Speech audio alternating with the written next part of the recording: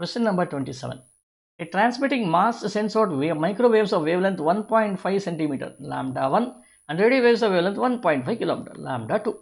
A receiving aerial behind the mountain. So this is transmitting antenna. This is a receiving antenna.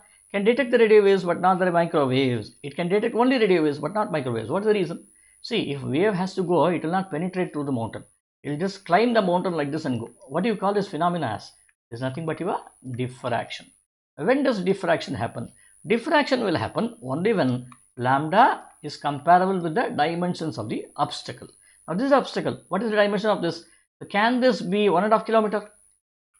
Can this be 1.5 kilometer? If it is 1.5 kilometer, definitely this will go across here.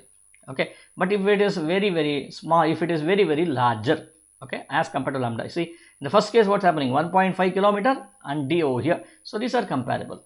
But if you consider something 1.5 centimeter, then this will be very large. Okay, d is much larger than lambda, and as a result of it, the waves will not be able to go across this barrier, and hence no diffraction seen. Right? So what is the reason for it? The radio waves are coherent, but microwaves are not. No, coherency does not apply for it at all. Coherency means what? The path difference, the phase difference is one and the same. Okay, it does not change. So that is not the reason. The radio waves get diffracted around the mountain, but the microwaves are not. So B should be an answer. Let us look at the rest. The radio waves are reflected by the mountain. Reflected means what? It comes back like this. So that is not at all a case over here. So we need only diffraction here.